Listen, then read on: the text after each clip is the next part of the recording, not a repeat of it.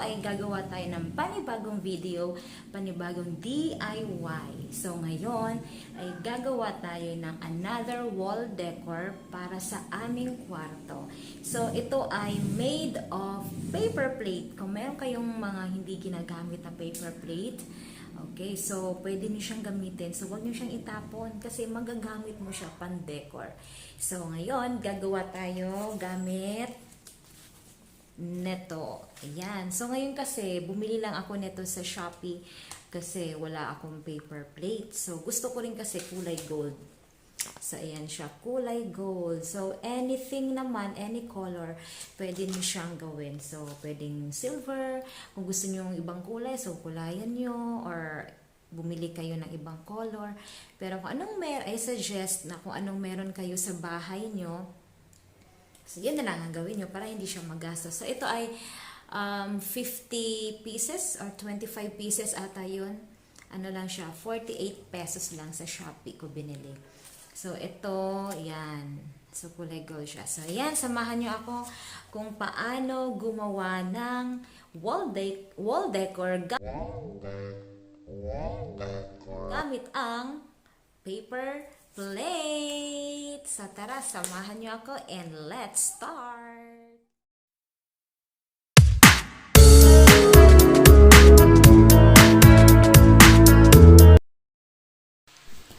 Ayan, so ngayon gagamit tayo ng glue gun.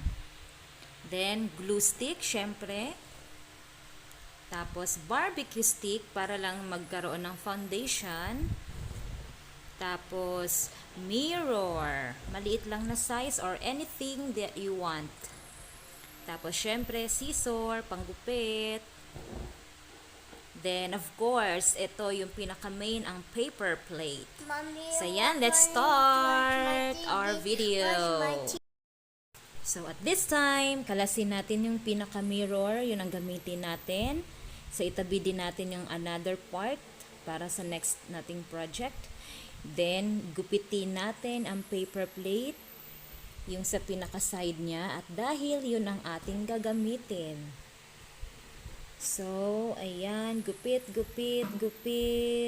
Alright, so ayan. So, syempre, tabi natin ang another part para sa next project. So, walang masasayang. So, ayan na siya, nagupit na. At syempre, gupitin ulit natin, okay, into a small part. So, ayan, kung makikita natin, gupit-gupit lang pag may time.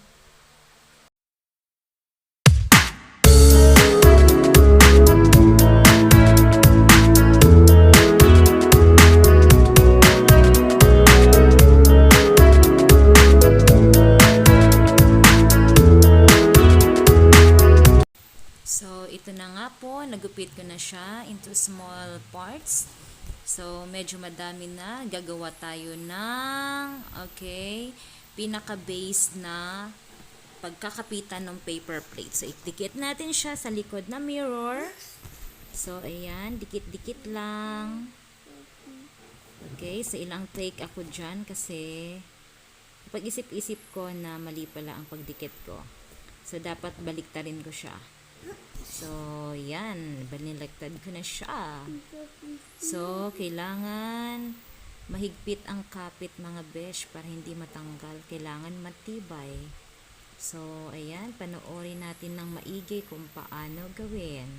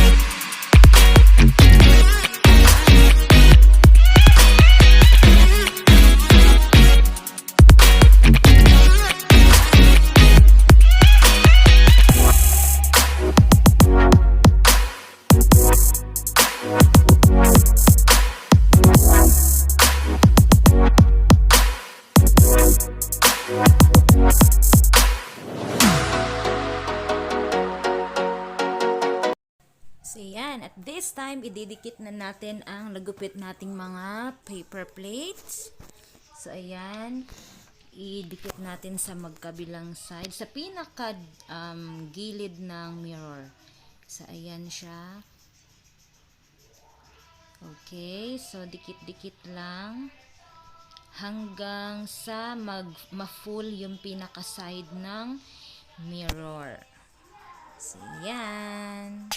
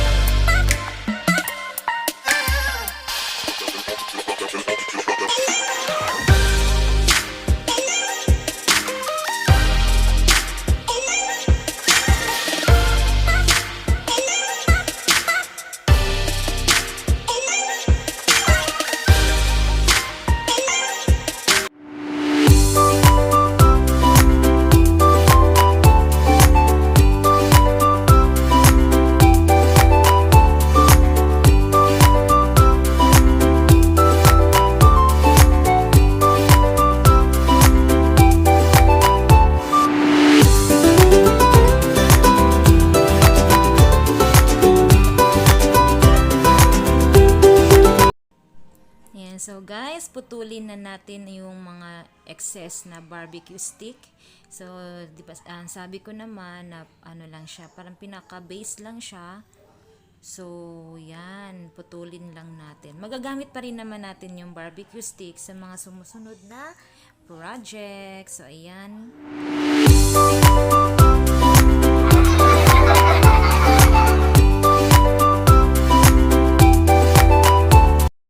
So, ayan, natapos na nating putulin yung mga excess. So, ngayon naman didikitan natin or lagyan natin ng design sa gilid para medyo maganda-ganda naman tignan. So, ayan, binili ko lang din yan sa Shopee. So, 50 pesos lang yata yun. Mahaba na siya at saka marami na mapaggamitan. So, ayan lang. Para lang meron siyang dating. So, dikit lang natin using glue stick. So, yan. Gawin lang natin siyang paikot hanggang sa ma-full yung pinakagilid ng mirror. So, at this time, ilagay na natin yung excess yun sa pinagtanggalan natin sa mirror. So, para magamit naman natin siya. So, naisip ko ilagay na lang siya dito para mas makadagdag din siya ng ganda. So, ayan, medyo nahirapan akong mabilis kasi matuyo ang glue stick. So, kailangan mabilisan. Ayan, perfect.